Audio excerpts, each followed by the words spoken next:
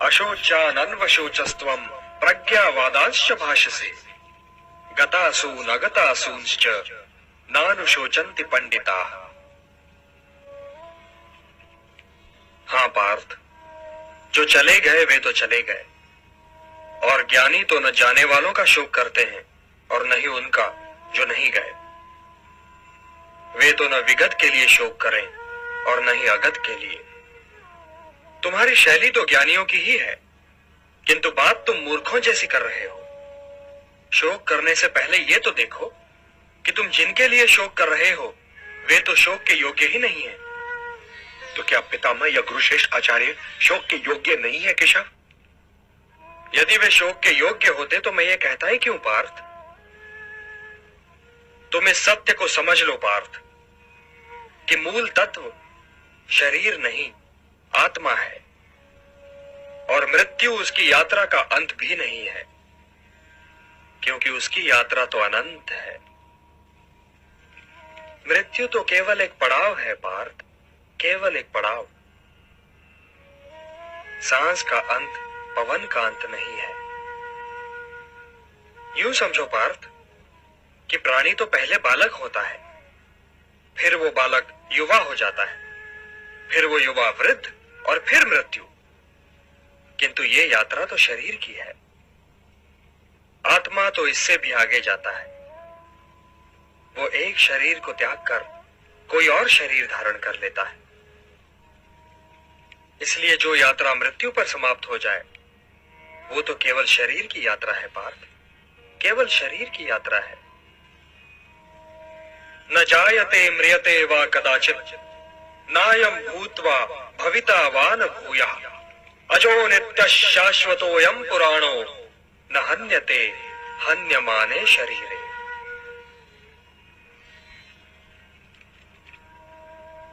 आत्मा की यात्रा तो अनंत है पार्थ, और उसकी यात्रा के एक बिंदु पर शरीर पीछे छूट जाता है और यात्री आगे निकल जाता है, और वो बिल्कुल वैसे ही कोई नया शरीर पहन लेता है जैसे हम पुराना वस्त्र उतारकर नया वस्त्र पहन लेते हैं। वासांसि जीर्णानि यथा विहाय नवानि गृह्णाति नरोपराणि तथा शरीराणि विहाय जीर्णानि अन्यानि संयाति नवानि देहि। हे पार्थ, विनाश तो आत्मा को छू ही नहीं सकता, तो फिर शोक कैसा? और किसके विनाश का? क्या वस्त्र के विनाश का? किंतु वस्त्र तो अमर नहीं होता, वो तो त्यागे जाने के लिए ही होता है। और आत्मा मरता नहीं, कभी नहीं मरता। किंतु वे जो सामने खड़े हैं वे इस युद्ध के पश्चात सबके सब होंगे ना केशव? सबके सब होंगे ना? ये होना और ना होना क्या है पार्थ? क्योंकि वो समय तो कभी था ही नहीं जब मैं नहीं था, या तुम नहीं थे, या ये सारे लोग नहीं थे, और ना ही वो समय कभी होगा जब मैं नहीं होऊंगा, या तुम नहीं होगे, या ये सारे लोग भी नहीं होंगे। तो फिर तुम ये किस भ्रम में पड़ रहे हो पार्थ कि वर्तमान जीवन ही संपूर्ण जीवन है? वर्तमान जीवन संपूर्ण जीवन नहीं है पार्थ। हम थे भी, हम हैं भी, और हम होंगे भी। अब रहे ये सुख दुख, तो इनका क्या है? ये तो ऋतुओं की भांति हैं, आते जाते रहते हैं। हे कुंती पुत्र, जो सुख और दुख दोनों ही को समान समझे और उनसे प्रभावित हुए बिना ही उन्हें झेल जाए, वही स्थित प्रज्ञ है और वही मोक्ष का अधिकारी भी है। मात्रा स्पर्शास्तु कौन्तेय शीतोष्ण सुख दुख दाह आगमापायिनो नित्यान तान तितिक्षस्व भारत। हे भारत, मारने या मरने की आशंका से मुक्त हो जाओ, क्योंकि मृत्यु तो केवल उसी की हो सकती है ना जिसका जन्म हुआ हो। आत्मा तो कालातीत है, काल से भी परे है पार्थ। जन्म तो जीव का होता है, आत्मा का नहीं। और यदि आत्मा जन्म ही नहीं लेता तो उसकी मृत्यु कैसे हो सकती है? आत्मा तो बस है पार्थ, है। वो काल के दोनों तटों पर भी है और काल की धारा में भी। वो अजन्मा है, नित्य है, सनातन है, अविकारी है, अविनाशी है। इसलिए मारने या मरने के प्रश्न को लेकर चिंतित होना व्यर्थ है पार्थ, व्यर्थ है। मृत्यु तो केवल शरीर की होती है और उसकी मृत्यु के पश्चात भी आत्मा नहीं मरता, क्योंकि शस्त्र उसे काट नहीं सकता, अग्नि उसे जला नहीं सकती, जल उसे गीला नहीं कर सकता और वायु उसे सुखा नहीं सकती। नैनम छिन्दन्ति शस्त्राणि नैनम दहति पावकः न चैनम क्लेदयन्त्यापो न शोषयति मारुतः। अब किस चिंता में हो पार्थ? हे जनार्दन, क्या मैं केवल एक आत्मा को पितामह कहता हूं? मैं अपने धूल में सने वस्त्र पहनकर एक आत्मा की गोद में गुजाया करता था। वो जो श्वेत वस्त्र वाले वृद्ध योद्धा सामने अपने रथ पे खड़े हैं, क्या केवल वो एक आत्मा है? क्या उनके उस शरीर ने, जिसे आप आत्मा का वस्त्र कह रहे हैं, अनेक बार मेरे शीश पर आशीर्वाद देने के लिए हाथ नहीं धरा था? क्या वो वृद्ध ब्राह्मण श्रेष्ठ केवल एक आत्मा है जिन्होंने मुझे धनुर्विद्या सिखाई है? केशव, मैं आत्मा के नित्य होने, पुरातन होने, अविनाशी होने को नहीं नाकारता, पर जिन शरीरों की मैं बात कर रहा हूं, वो शरीर भी तो मेरे कुछ लगते हैं ना। आत्मा तो जन्म नहीं लेता केशव, आत्मा तो जन्म नहीं लेता, किंतु लोग तो जन्म लेते हैं केशव, लोग तो जन्म लेते हैं।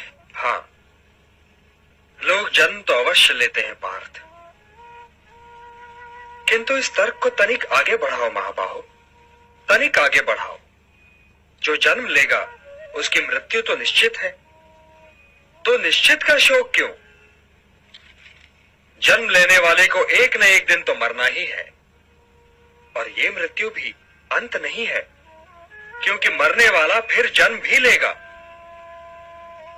ये तो एक अटल सत्य है पार्थ, और इस अटल सत्य को कोई टाल भी नहीं सकता। न तुम, न मैं, न कोई और। गंगा पुत्र भीष्म के पास तो इच्छा मृत्यु का वरदान है, किंतु मृत्यु तो फिर भी अटल है न पार्थ।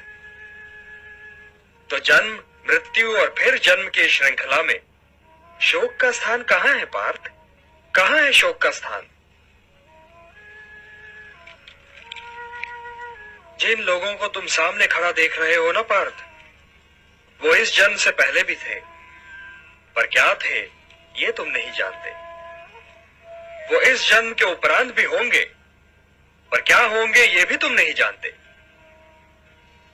उनका अस्तित्व तो इस जन्म और मरण के दो बिंदुओं के इधर या उधर है ही नहीं, और यदि है भी तो अज्ञात है, अव्यक्त है। अर्थात इस जन्म से पूर्व भी वो तुम्हारे लिए नहीं थे पार्थ, और इस जन्म के उपरांत भी नहीं होंगे।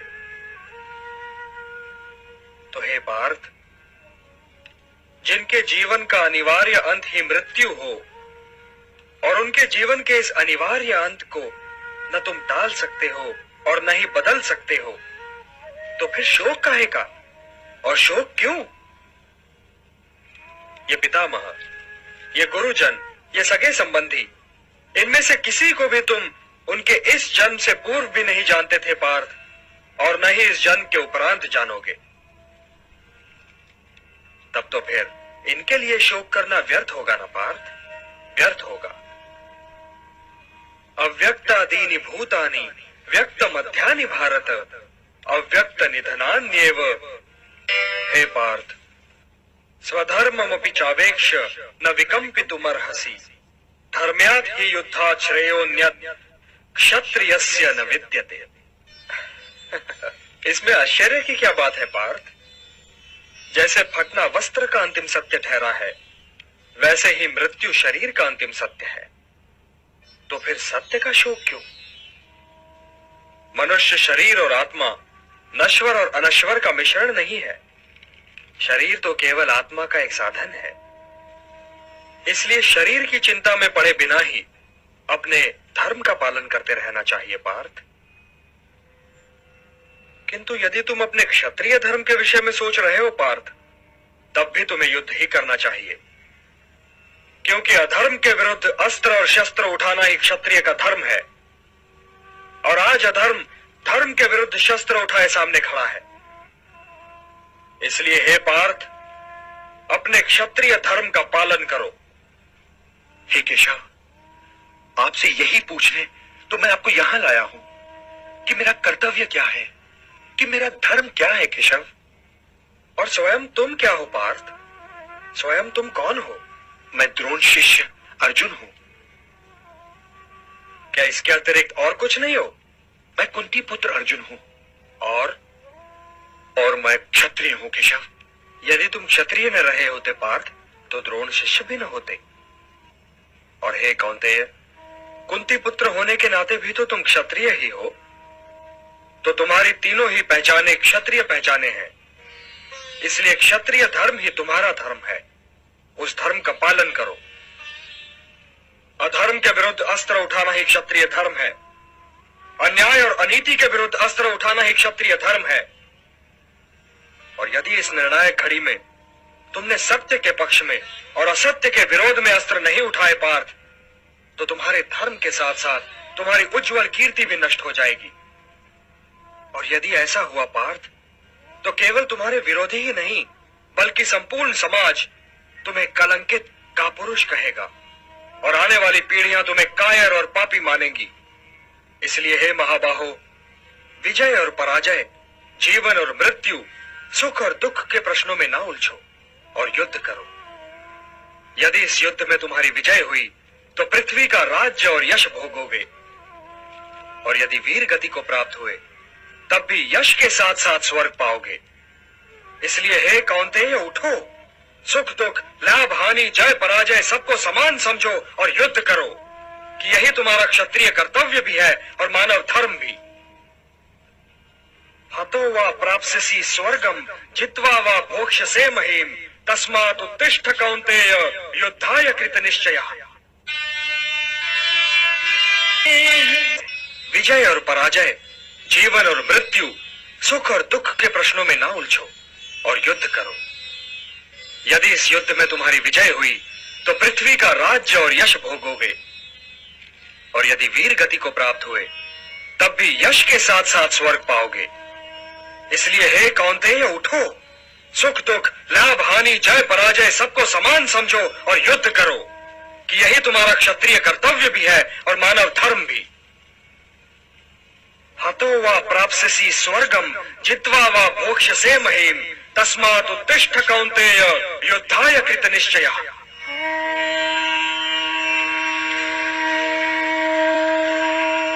मेरा हाथ तो अब भी गांडीव की ओर नहीं बढ़ रहा है केशव। मेरी समझ में तो अब भी ये नहीं आ रहा है कि इस युद्ध से लाभ क्या होगा। लाभ, हानि ये दोनों ही सापेक्ष शब्द हैं धनंजय। मैं जानता हूं कि तुम्हें पृथ्वी के भोग या स्वर्ग के सुख की कामना नहीं है। इसलिए हे कौन्तेय, सुख दुखे समे कृत्वा लाभा लाभौ जया जयौ ततो युद्धाय युज्यस्व नैवं पापम अवाप्स्यसि। सुख दुख, लाभ हानि, जय पराजय से ऊपर उठो पार्थ। मुझसे तो अब भी नहीं उठा जा रहा है केशव।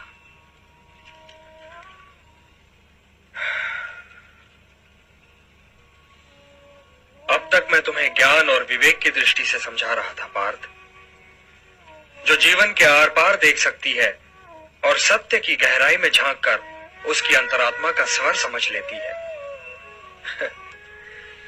किंतु कदाचित तुम उसकी अमूर्तता में उलझ गए। तो व्यावहारिक कर्म की तुला में इस क्षण को तोलकर देखो पार्थ। व्यावहारिक कर्म की दृष्टि से अपने कर्तव्य के विषय में निर्णय लो, तब भी तुम इसी निर्णय पर पहुंचोगे कि तुम्हारे लिए इस युद्ध में भाग लेना आवश्यक है। यही निर्णय तो मैं नहीं ले पा रहा हूं केशव, नहीं ले पा रहा हूं। तुम ये निर्णय केवल इसलिए नहीं ले पा रहे हो पार्थ कि तुम इस क्षण को केवल व्यक्तिगत लाभ और व्यक्तिगत हानि की तुला में तोल रहे हो। यही तो मोह का बंधन है पार्थ, यही तो तुम्हारे शोक की जड़ है।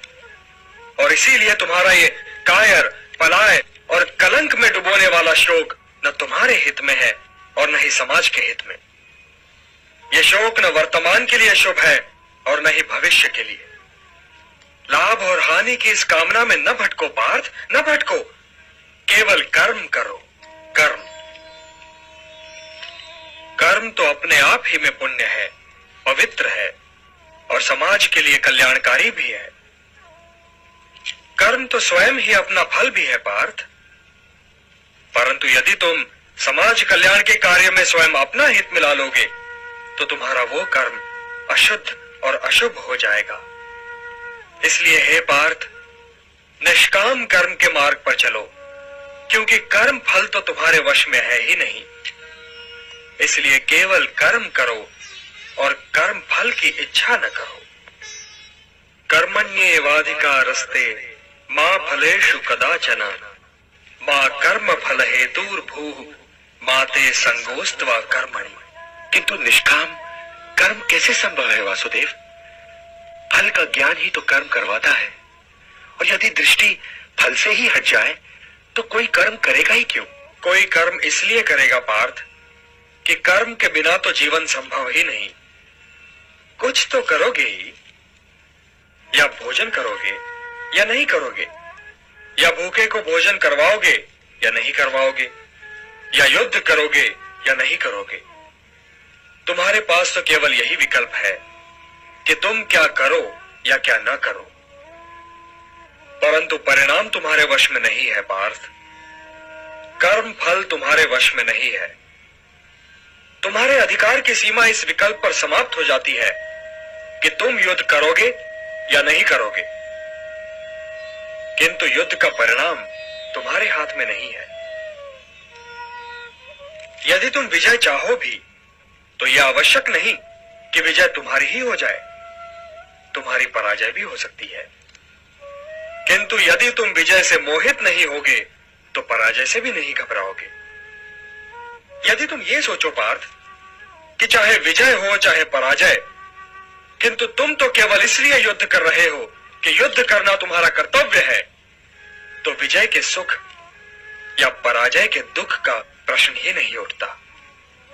और जो न विजय से सुखी हो और न पराजय से दुखी, वही स्थित प्रज्ञ है।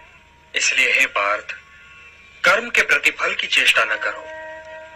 तुम तो केवल वही करो जो तुम्हारे वश में है, अर्थात अपने धर्म का पालन करो। यही कर्मयोग है पार्थ, यही कर्मयोग है। इस रहस्य को समझो पार्थ कि तुम्हारे पास तो केवल करने या ना करने का विकल्प है, किंतु कर्म के अंत पर मनुष्य के अधिकारों की सीमा समाप्त हो जाती है। कर्म का परिणाम मनुष्य के वश में नहीं है। तुम सर्वश्रेष्ठ धनुर्धर हो, परंतु यदि तुम्हारा आखेट तनिक भी इधर से उधर हो जाए तो तुम चूक जाओगे। तुम्हारा अधिकार तुम्हारे वाण संधान पर है, तुम्हारा अधिकार तुम्हारी दृष्टि पर है, परंतु उस मृग पर तुम्हारा कोई अधिकार नहीं जिसकी ओर तुम वाण चला रहे हो। हे धनंजय, सत्पुरुष कभी अपने अधिकारों की सीमा का उल्लंघन नहीं करते। अर्थात अपने कर्म में स्थिर रहो पार्थ, स्थिर रहो, क्योंकि कर्म की कुशलता का ही नाम योग है। और योग क्या है केशव? योग क्या है? वही तो बता रहा था पार्थ। योग कर्म का कौशल है। मोह का त्याग कर्म का कौशल है। मोह से मुक्त होकर अपने कर्तव्य का पालन करना कर्म का कौशल है। सफलता और असफलता दोनों ही में समान रहना कर्म का कौशल है। बुद्धि युक्तो जहातीह उभे सुकृत दुष्कृते तस्मात् योगाय युज्यस्व योगा कर्मसु कौशल। हे केशव, किंतु मैं मुनि या स्थित प्रज्ञ को पहचानूंगा कैसे? उसकी पहचान क्या है? वो कैसे है, उसके बोलने की शैली कैसी है केशव? उसे पहचानने में तो कोई कठिनाई ही नहीं है पार्थ। प्रजहाति यदा कामान सर्वान पार्थ मनोगतान आत्मन्येवात्मना तुष्टः स्थित प्रज्ञस्तदोच्यते। उसी की भांति तुम अपनी कामनाएं त्याग दो, अपनी व्यक्तिगत अभिलाषाओं से मुक्त हो जाओ, सुख दुख से परे होकर अपने स्वयं में संतुष्ट हो जाओ पार्थ। तो ना तुम्हें दुख की अग्नि जला सकेगी और न सुख की वर्षा तुम्हें भिगा सकेगी। हे पार्थ, स्थित प्रज्ञ वो मुनि है जो सुख और दुख दोनों ही में समान भाव रखता है और कोई उसका ये संतुलन तोड़ भी नहीं सकता। जब उसके शब्द बाहर निकलते हैं तो मन में तैरते दुख और सुख से बाहर नहीं निकलते, बल्कि आत्मा की अथाह गहराइयों से बाहर निकलते हैं। वो मोह की भाषा नहीं बोलता, वो निष्काम कर्म की भाषा बोलता है। वो जब बैठता है तो कछुए की भांति अपने भीतर सिमट कर बैठता है और अपने स्वयं ही को दुर्ग बना लेता है, अर्थात उसकी इंद्रियां उसके वश में होती हैं और अपनी इंद्रियों को केवल वही अपने वश में कर सकता है जिसका अपना मन अपने वश में हो। हे पार्थ, ध्यायतो विषयान पुंसः संगस्तेषु उपजायते संगात् संजायते कामः कामात् क्रोधो विजायते। क्रोधात् भवति सम्मोहः सम्मोहात् स्मृति विभ्रमः स्मृति भ्रंशात् बुद्धिनाशो बुद्धिनाशात् प्रणश्यति। हे पार्थ, सामान्य पुरुष विषय का ध्यान करता है और विषय का ध्यान उसे आसक्त बना देता है। इस आसक्ति या लगाव से काम का जन्म होता है। जब काम की पूर्ति नहीं होती तो क्रोध उत्पन्न होता है। जब क्रोध उत्पन्न होता है तो विषय के प्रति मोह और बढ़ जाता है और जब मोह और बढ़ जाता है पार्थ, तो सोचने की शक्ति भटक जाती है। जब सोचने की शक्ति भटक जाती है तो बुद्धि का नाश होता है और जब बुद्धि का नाश होता है तो मनुष्य का सर्वनाश हो जाता है। और हे कुंती पुत्र, तुम्हारा यह मोह तुम्हें बुद्धि के विनाश की ओर ले जा रहा है। तनिक सोचो पार्थ कि जिसके पास बुद्धि ही ना होगी उसे शांति कैसे मिल सकती है? वो तो शांति और अशांति में अंतर ही नहीं कर सकता, और जो शांति को अशांति से अलग तक नहीं कर सकता वो भला कैसे सुखी हो सकता है? हे पार्थ, जैसे पवन के झोंके नाव को भटका देते हैं, वैसे ही कामनाएं बुद्धि को भटका देती हैं। इंद्रियाणाम हि चरताम यन्मनो अनुविधीयते तदस्य हरति प्रज्ञाम वायुर्नावम इवाम्भसी। इसलिए हे महाबाहो, अपनी इंद्रियों को अपने वश में रखो, स्वयं ही उनके वश में न हो जाओ। पार्थ, ये बात ध्यान से सुनो और समझो कि जब संसार सोता है तब मुनि जागता है और जब संसार जागता है तब मुनि सोता है। ये सोना जागना क्या है केशव? ये रात दिन कैसे है? रात और दिन की तो मैंने बात ही नहीं की थी पार्थ।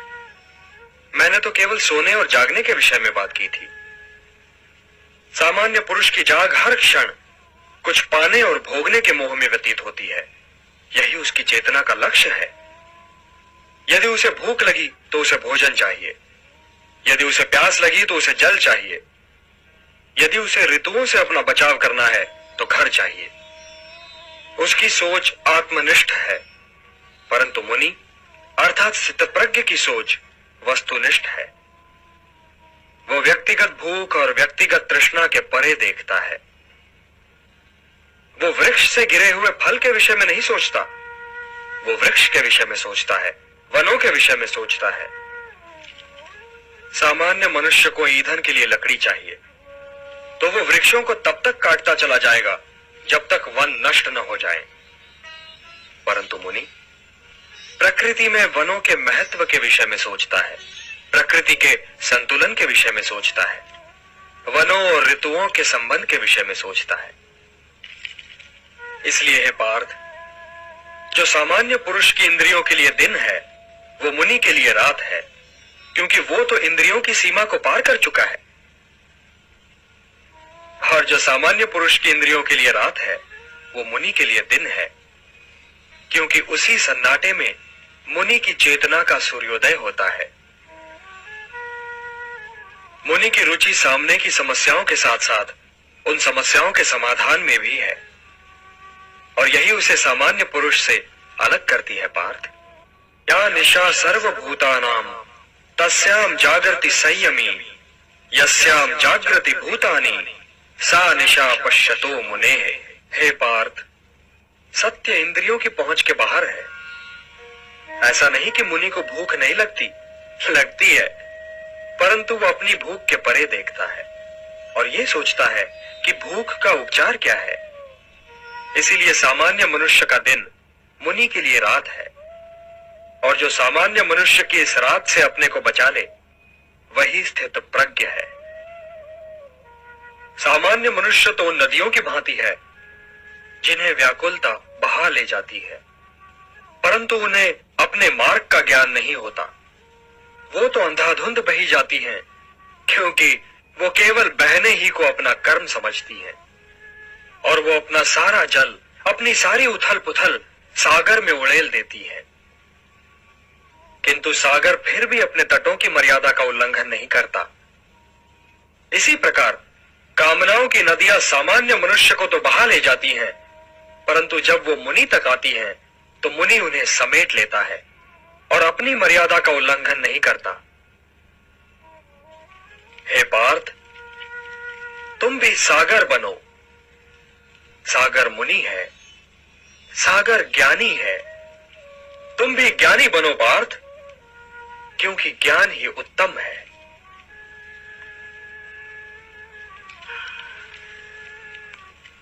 हे ऋषिकेश, हे योगेश्वर, हे ज्ञान मूर्ति, यदि ज्ञान कर्म से उत्तम है, तो आप मुझे इस लहू लुहान कर्म में क्यों लगा रहे हैं केशव? आप मुझे इस लहू लुहान कर्म में क्यों लगा रहे हैं?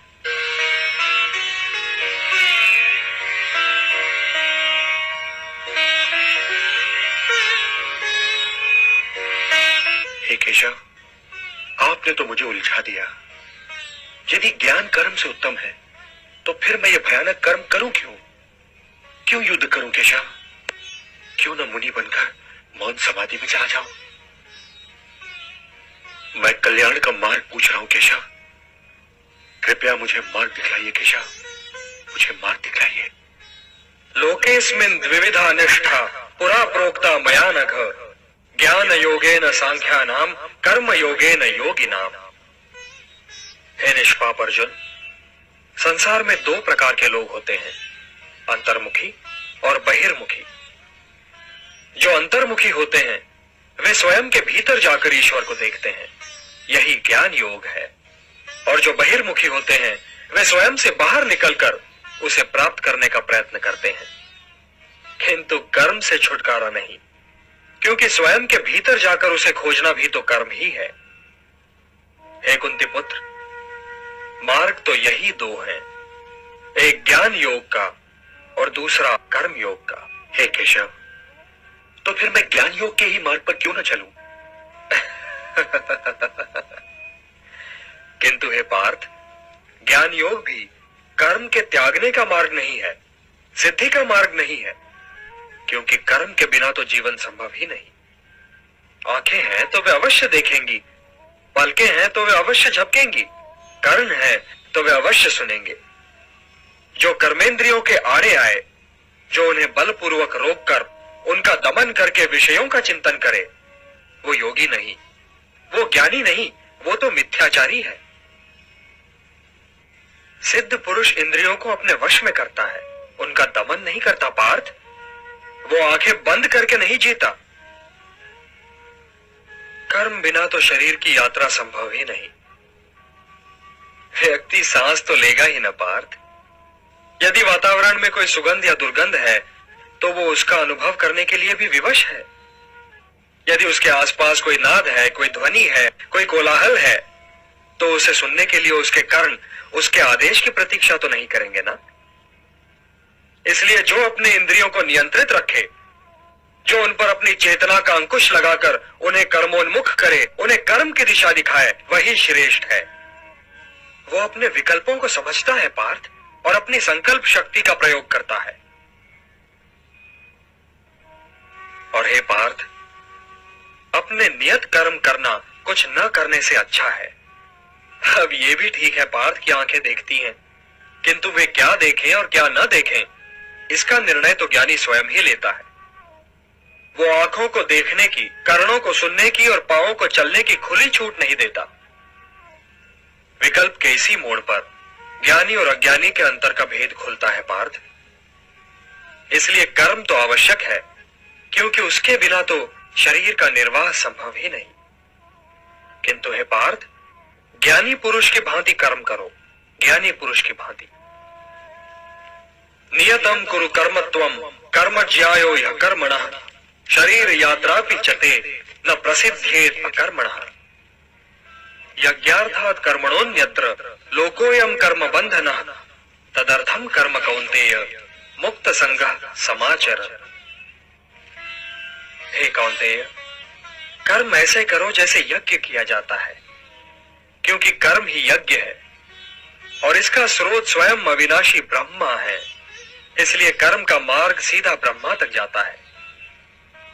और इसीलिए जो व्यक्ति सृष्टि चक्र चलाने में योगदान नहीं करता, उसका जीवन मूल्यहीन हो जाता है। तुम इस मूल्यहीनता की ओर न जाओ पार्थ, तुम इस मूल्यहीनता की ओर न जाओ। जो व्यक्ति केवल अपनी समस्याओं के विषय में सोचता है, वो तो पापी है।